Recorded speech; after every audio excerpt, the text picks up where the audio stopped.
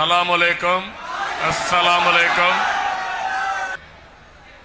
ముస్లిం సోదరి సోదరమణులతో ఆత్మీయ సదస్సు పెట్టుకుంటే ఈ నెల్లూరులో మీ అభిమానం చూస్తా ఉంటే ఆకాశం అంత అభిమానం చూపించారు. నా జీవితంలో ఎప్పుడూ మరిచిపోలేను. ఇక్కడ ముస్లిం సోదరులున్నారు, ఈ పక్క ముస్లిం ఆడబిడ్డలున్నారు. మనందరిలో ఆశలున్నాయి, కోరికలున్నాయి, మనం బాగుపడాలనే ఆలోచన ఉంది. అందులో కూడా ఈ పిల్లల భవిష్యత్తు బంగారు భవిష్యత్తు కావాలని మా తల్లులు కోరుకుంటున్నారు. నేను ఒకటే మిమ్మల్ని అడుగుతున్నా, నేననే చూశారు 5 ఏళ్లు పరిపాలన చూశారు. అదే మరి 2014, 19 5 ఏళ్లు నా పాలన చూశారు. 95 నుంచి 2004 వరకు నేను ముఖ్యమంత్రిగా పరిపాలన చూశారు. నేను అడుగుతున్న ఒక్క విషయం, ఇక్కడ ఉండే వాళ్ళందరినీ, తెలుగుదేశం పార్టీ హయాంలో మీకు న్యాయం జరిగిందా? వైఎస్ఆర్ కాంగ్రెస్ హయాంలో న్యాయం జరిగిందా? జరిగిందంటే చేతుల పైకెత్తండి. అది మీ విశ్వాసం. ఇప్పుడు కూడా పరిపాలన అనేది ప్రజారంజకంగా ఉండాలి, ప్రజల కోసం పరిపాలించాలి. ఈరోజు హైదరాబాద్ నగరం ప్రపంచ పటంలో ఉందంటే దానికి కారణం నేను చూపించిన చొరవే. ఆ విషయం మీరు గుర్తుపెట్టుకోవాలి. ఈరోజు నేను అడుగుతున్నాను, మేము ఎన్నో సందర్భాలుగా ఎన్డీఏలో ఉన్నాం. ఎన్డీఏలో ఉన్నప్పుడు కూడా ఏ ముస్లిం సోదరుడికి అన్యాయం జరగకుండా మిమ్మల్ని కాపాడుకున్న పార్టీ తెలుగుదేశం పార్టీ, అవునా కాదా?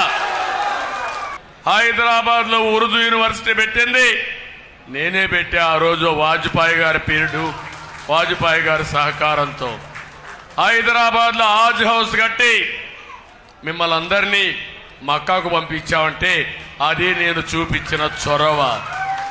హైదరాబాద్ లో కట్టిన తర్వాత మళ్ళీ 2 రాష్ట్రాలు అయిన తర్వాత కడపలో, విజయవాడలో హాజ్ హౌస్లు కట్టారు.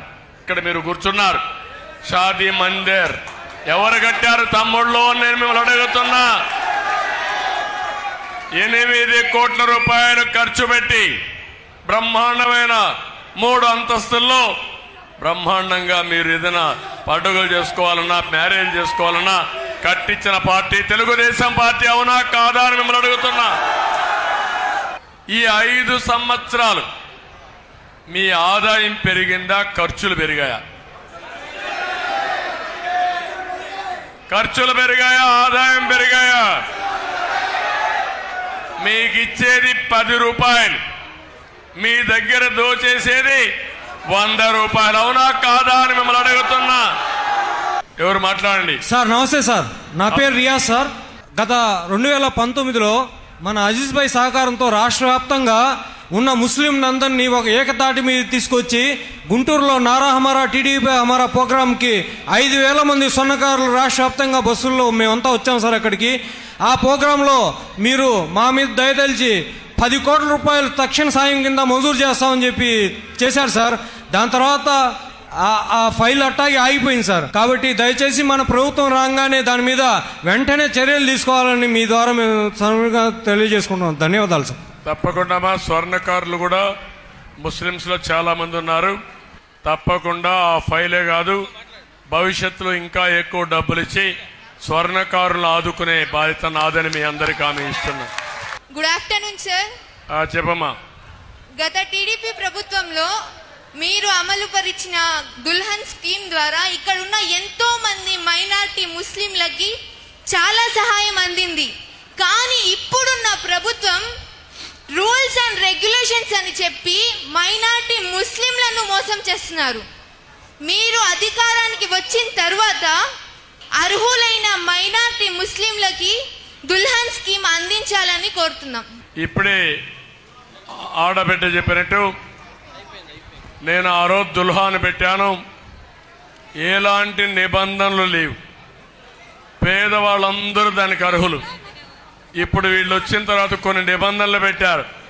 ఆ నిబంధనలు మీరు చూస్తే 10వ తరగతి పాస్ కావాలి, 10వ తరగతి పాస్ కాకపోతే పెళ్లి కాకూడదు. ఇది ఎక్కడ న్యాయమో నాకైతే అర్థం కావడం లేదు. అందుకని రెండోది కూడా ఈ రాష్ట్రంలోనే ఉండాలి. భార్యాభర్త ఇద్దరు పక్క రాష్ట్రంలో పెళ్లి చేసుకుంటే మళ్ళా వాళ్ళకి ఆ డబ్బులు రాదు. ఇలాంటి తప్పుడు నిబంధనలు పెట్టారు.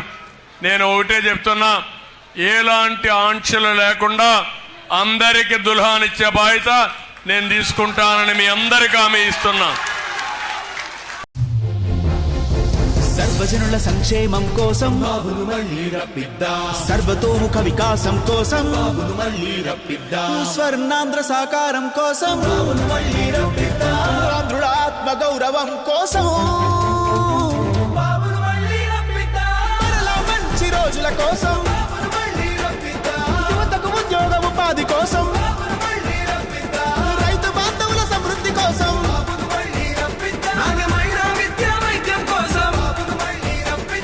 మెరుగైన రోడ్లు నీళ్లు కరెంటు కోసం చంద్రబాబుని మళ్ళీ రప్పిద్దాం. నెల్లూరు జిల్లా టీడీపీ ఎంపీ అభ్యర్థి శ్రీ వేమిరెడ్డి ప్రభాకర్ రెడ్డి గారిని మరియు కోవూరు నియోజకవర్గ అసెంబ్లీ అభ్యర్థి శ్రీమతి వేమిరెడ్డి ప్రశాంత్ రెడ్డి గారిని మన సైకిల్ గుర్తుకే ఓటు వేసి అత్యధిక మెజారిటీతో గెలిపించుకుందాం. జై తెలుగుదేశం, జై చంద్రబాబు. సైకిల్ గుర్తుకే మన ఓటు.